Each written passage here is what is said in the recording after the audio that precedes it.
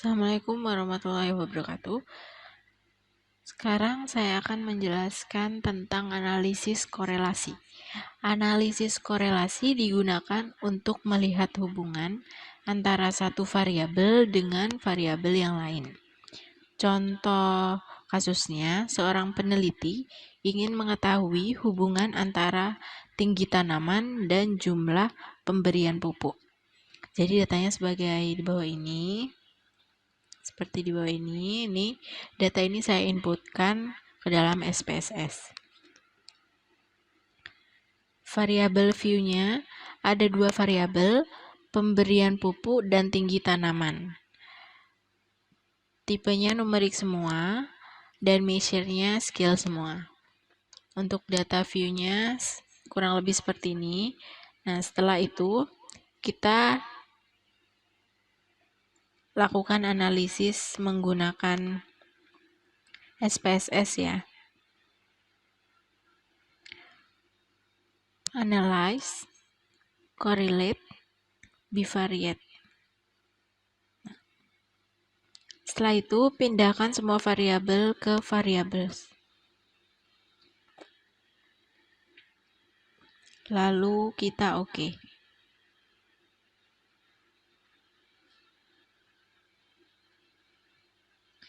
Nah, di sini muncul tabel correlation. Cara bacanya itu baca silang ya, cross tab silang, persilangan tabel. Jadi pupuk dengan tinggi tanaman, percent correlation-nya ini negatif 0,636. Seperti itu bacanya. Nah, setelah kita analisis menggunakan SPSS, sekarang kita interpretasi outputnya. Nah, dalam analisis korelasi ini ada dua uji. Yang pertama, uji signifikan untuk mengetahui ada atau tidaknya hubungan.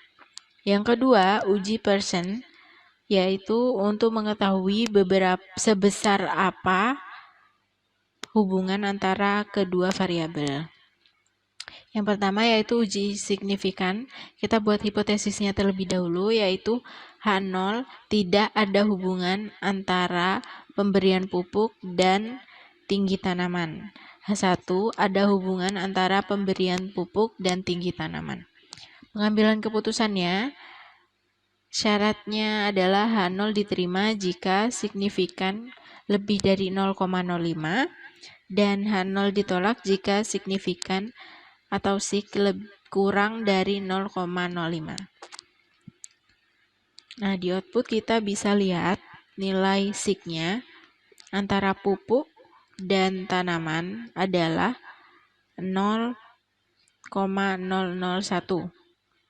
Ini sama aja ya. 0,001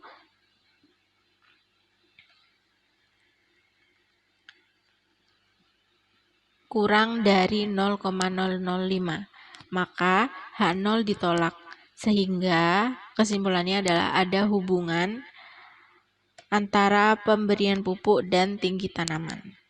Setelah uji signifikan, sekarang kita uji percent.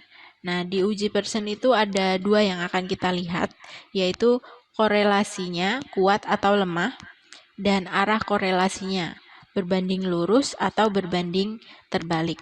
Yang pertama, kuat atau lemah korelasinya. Nah, yang kita lihat adalah angka korelasinya saja, tanpa melihat tanda yang ada di angka korelasi. Syaratnya, jika nilai percent lebih dari 0,5, hubungannya kuat, dan jika nilai percent kurang dari 0,5, hubungannya lemah. Nah, di output kita bisa melihat nilai persennya di persen korelasi yang pemberian pupuk dan tinggi tanaman. Itu adalah 0,63. Negatifnya dihiraukan dulu, jangan dilihat. 0,63. Nah, 0,63 lebih besar dari 0,5. maka hubungannya adalah kuat. Sekarang kita lihat arah korelasinya. Arah korelasinya ini kita lihat dari tanda angka korelasi.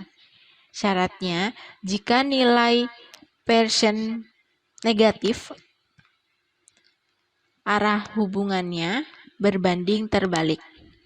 Jika nilai Pearson positif, arah hubungannya berbanding lurus. Nah, sekarang kita lihat outputnya lagi. Di sini, nilai korelasinya atau angka korelasinya adalah negatif.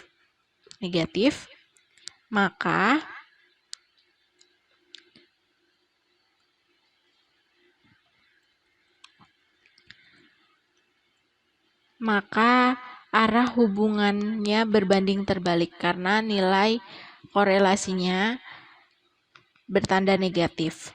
Jadi, kasus ini kesimpulannya adalah ada hubungan antara pemberian pupuk dan tinggi tanaman. Hubungannya bersifat kuat dan berbanding terbalik. Sekian penjelasan tentang analisis korelasi. Saya akhiri. Wassalamualaikum warahmatullahi wabarakatuh. Terima kasih.